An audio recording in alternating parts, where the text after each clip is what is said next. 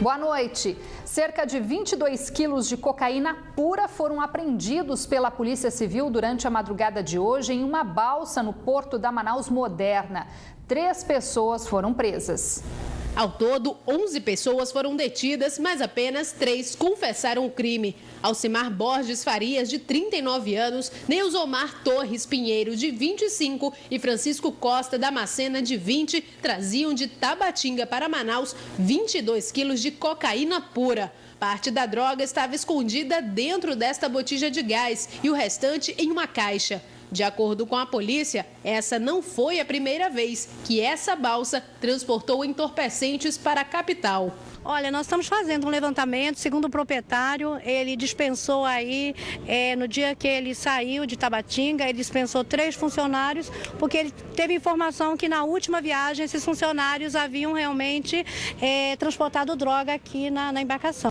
Esta semana, o jornalismo da Band acompanhou com exclusividade uma operação da Polícia Federal Brasileira para combater o avanço nos plantios de coca na fronteira com o Peru. A reportagem destacou como esta prática vem propagando a violência e a pobreza em cidades do interior do Amazonas, como Tabatinga. Só ano passado foram apreendidos quase 920 quilos de drogas das cidades do Alto Solimões. O material é tradicionalmente trazido para Manaus e daqui distribuído para outras capitais. Mas, segundo a polícia, o carregamento apreendido nesta madrugada seria vendido aqui mesmo. Porque nós recebemos uma denúncia de que uma droga que iria abastecer o bairro da Compensa estaria descendo, de Tabatinga, na embarcação Conquista de Deus. Alcimar, Francisco e Neisomar foram encaminhados à cadeia pública Raimundo Vidal Pessoa e vão responder pelo crime de tráfico de drogas. Uma brincadeira de mau gosto gerou muito tumulto esta manhã em uma escola estadual da capital. Alunos levaram para a sala de aula spray de pimenta e aplicaram nos próprios colegas que passaram mal e tiveram que ser atendidos pelo SAMU. Essa foto mostra o momento em que os alunos eram socorridos pelo SAMU. Pelo menos 12 estudantes do Centro de Tempo Integral Áurea Pinheiro Braga, no bairro Compensa, na zona oeste da capital, passaram mal após o contato com o gás de pimenta. O spray teria sido usado por outros 4 alunos dentro da escola na manhã de hoje. Essa estudante conta que no momento do incidente, colegas e funcionários entraram em pânico. Os alunos começaram a tossir e a passar mal e chegaram várias e várias ambulâncias aqui na escola. No Brasil, o spray de pimenta é usado pela polícia para controlar multidões e é classificado como arma não letal. Apesar de não causar grandes prejuízos à saúde, é bastante doloroso, pois contém substâncias químicas que irritam os olhos. Entre os alunos que passaram mal, essa estudante de 14 anos relata o que aconteceu com ela. Afetou meus olhos. Aí eu desmaiei na hora, eu caí. Aí foi na hora que um monitor foi lá e ajudou. A mãe da estudante cobrou providências para o caso, que assustou os familiares. Quando ligaram, a menina falou assim: a tua filha está passando mal. Ela foi direto para o hospital, Eu não sabia nem o que eu podia fazer, A roupa que eu estava, só vim me arrumar e vim direto para minha filha. É um susto, Já pensou acontecer isso? Ainda pela manhã, o secretário de Educação do Estado esteve na unidade de ensino. Ele afirmou que foi constatado que uma aluna levou o spray de pimenta para a escola e que serão tomadas providências. A escola vai tomar uma providência interna de acordo com o consenso dos pais, porque os pais, nenhum deles conhecia e nem permitiu qualquer um dos fatos, Então nós vamos tomar uma providência consensual junto com os pais. É uma possibilidade de uma decisão coletiva por uma suspensão de alguns dias para esses alunos. O secretário ainda garantiu que a escola é segura. O caso também foi registrado na Delegacia de Apuração de Atos Infracionais na capital, onde os estudantes envolvidos prestarão depoimentos. Terminou nesta quarta-feira o prazo para o cadastro eleitoral. Milhares de pessoas fizeram filas nos postos do TRE em Manaus na tentativa de serem atendidas. O eleitoral do Amazonas aumentou a capacidade de atendimento na capital para conseguir atender o maior número possível de pessoas. Mas no último dia do prazo para o cadastro eleitoral, não houve como evitar as grandes filas nos postos de atendimento. Na sede do TRE, as filas davam voltas. O calor castigou a população. A maioria buscava tirar a primeira via do título, trocar o domicílio eleitoral ou reativar o documento. A partir de agora, o tribunal suspende esses serviços para se preparar para as eleições deste ano. Quem não regularizou o título não pode prestar concurso público, se matricular em faculdades e ingressar em outras instituições que exigem a quitação eleitoral. O volume de carga que chega a Manaus para abastecer o polo industrial e o comércio da capital bateu recorde no primeiro trimestre do ano. Mas esse desempenho positivo também acende um debate. A capacidade logística para receber insumos e escoar produtos da Zona Franca é suficiente ou já estamos perdendo competitividade? O volume de carga nos portos de Manaus bateu recorde no primeiro trimestre deste ano. No maior deles, o aumento foi de 18,5%, o equivalente a 1.300.000 toneladas. Para o setor portuário, essa alta se deve ao efeito Copa. Com as indústrias de eletroeletrônicos aquecidas, a demanda por insumos para abastecer as linhas de produção aumentou e, por consequência, a saída de produtos também.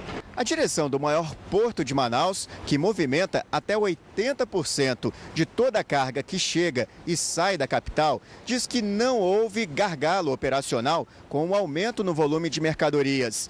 Pelo contrário, ainda há capacidade ociosa nos pátios da empresa.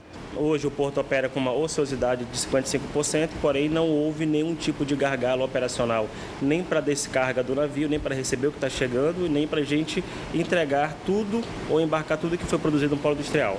O porto leva hoje cerca de 80 horas para descarregar e embarcar um navio como este. Para o gestor, um tempo considerado bom frente às condições de logística na região. Mas este doutor em engenharia de transportes e professor da UFAM, o cenário logístico na região não anima. Faltam opções para receber matéria-prima para a indústria e escoar a produção. Só para se ter uma ideia, uma fábrica daqui paga mais caro para enviar um container até o Porto de Santos do que uma indústria que escoa produto de Xangai, na China, para o mesmo destino no Brasil. A diferença pode chegar a 64%. Ansiamos por mais portos, mais uma infraestrutura no aeroporto, por exemplo, uma segunda pista no aeroporto de Manaus. Hoje, se um avião furar o pneu no aeroporto, não há onde pousar praticamente. E a BR-319 precisa ser recuperada. Outros projetos como a BR-080 precisam ser considerados. Então há muito que crescer e isso gera um gargalo logístico, não um gargalo de distância. Manaus está onde sempre esteve e vai ficar aqui. A gente não é distante de todos, nós somos carentes de infraestrutura. Milhares de usuários do transporte urbano da capital foram surpreendidos esta manhã com uma nova paralisação dos rodoviários. Desta vez, a categoria cruzou os braços para protestar contra o desconto na folha de pagamento do dia da greve do mês passado.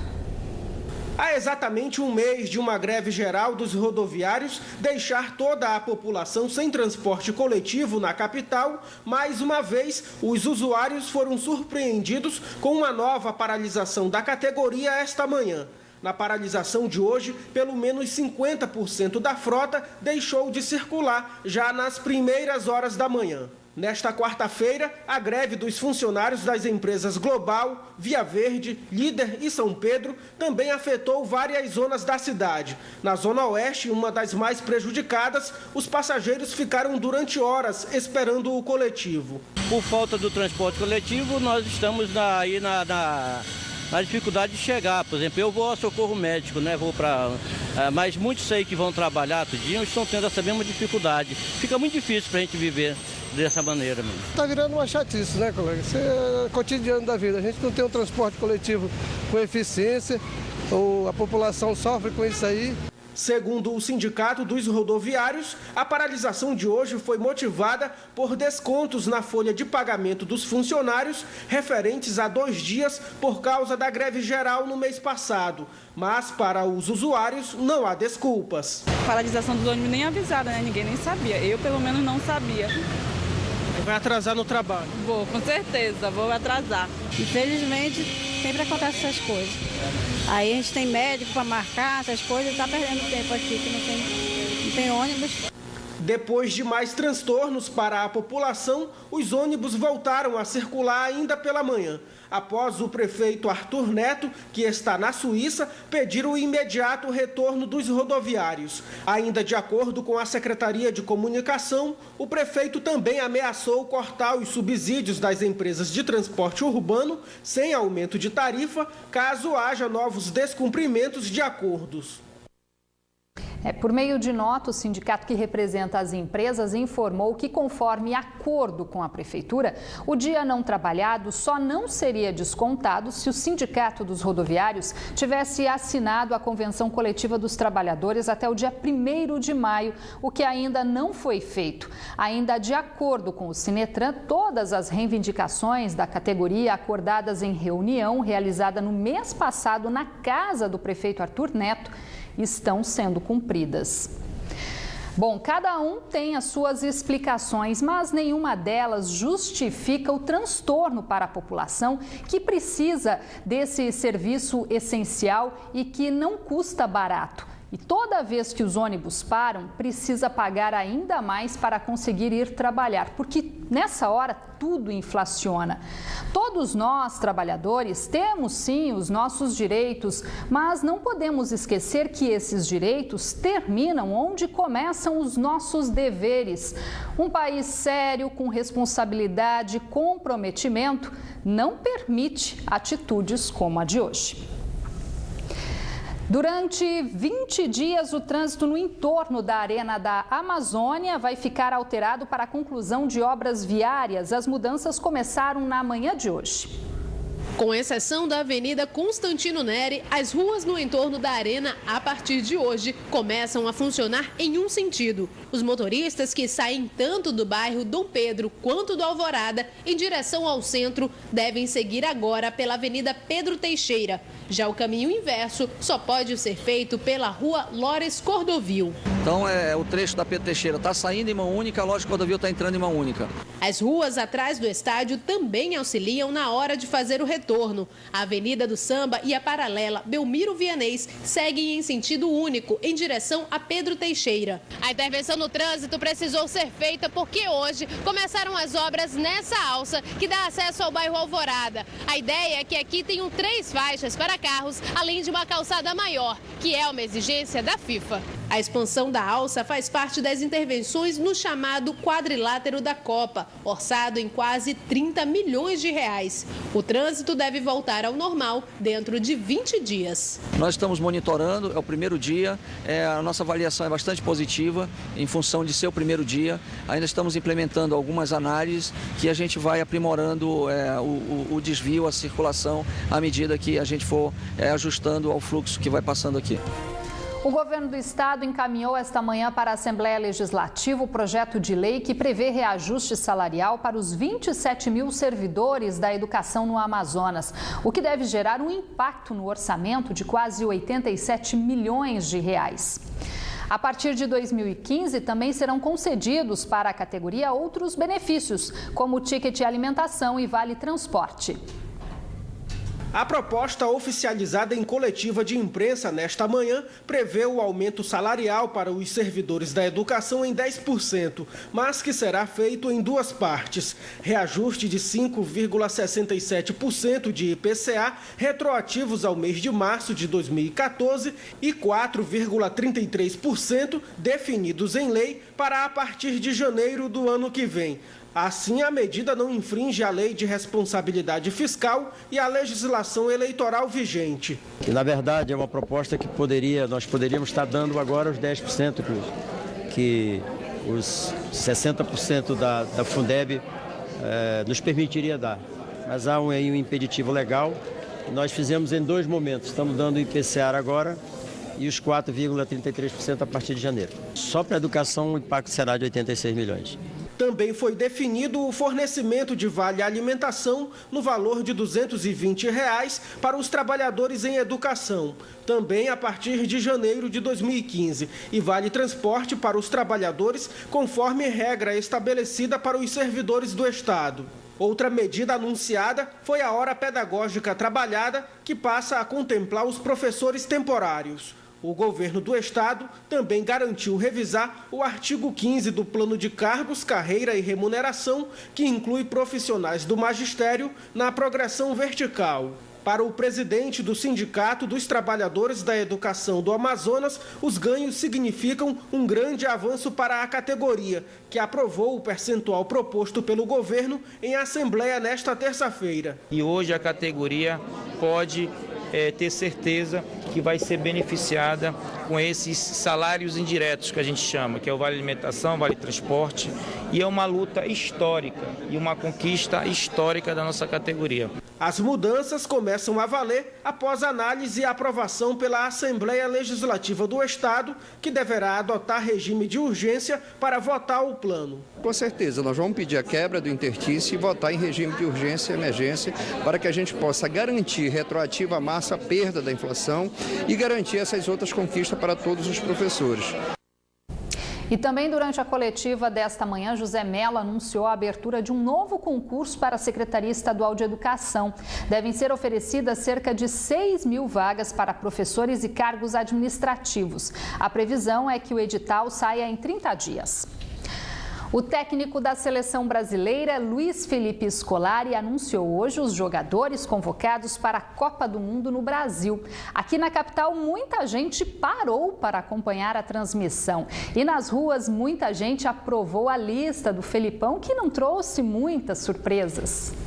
Brasil, um país com mais de 190 milhões de técnicos. Para mim, o centroavante tinha que ser aquele Alex, que é do Palmeiras. O Marcelo, Paulinho, Ramírez, o Oscar, o Hulk e o Fred também. Na Copa da Confederação, quem resolveu o problema foi o Fred. O Brasil ia perder para todo mundo, mas só que o Fred foi lá e resolveu. Antes de Felipão, seu Edir já tinha os nomes dos jogadores. Segundo ele, levariam o Brasil ao Hexa. Vai anunciar de cara: Júlio César no gol, Daniel Alves na lateral direito, Thiago Silva como quarto zagueiro, zagueiro central Davi Luiz e Marcelo na lateral esquerda. Mas ele vai colocar o Paulinho ou o Fernandinho. Vai colocar o Oscar na frente da zaga e vai colocar o Ramírez. Agora, como ataque, ele vai colocar o Hulk, o Fred como matador, né? E o Neymar para fazer a graça, entregar para o Fred e gol. O ex-jogador do Rio Negro acertou a convocação divulgada esta manhã pelo técnico da seleção brasileira no Rio de Janeiro.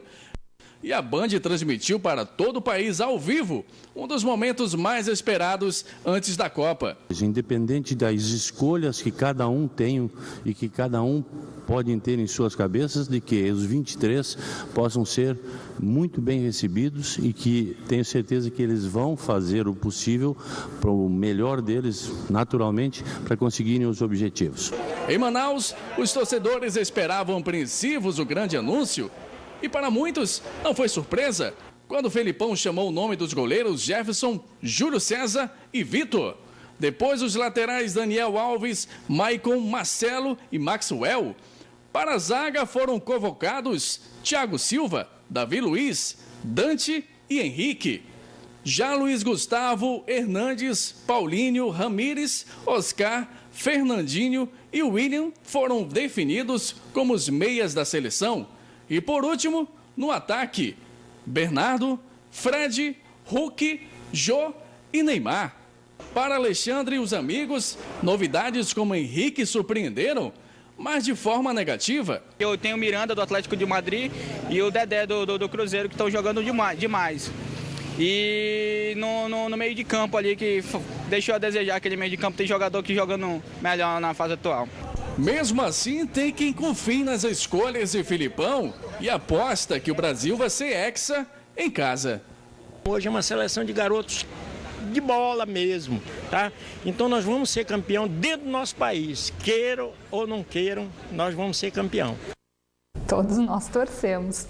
O Band Cidade fica por aqui. Para rever esta edição, acesse band.com.br/Amazonas. Acompanhe agora as principais notícias do Brasil e do mundo no Jornal da Band. Uma boa noite para você. A gente volta a se encontrar amanhã. Até lá.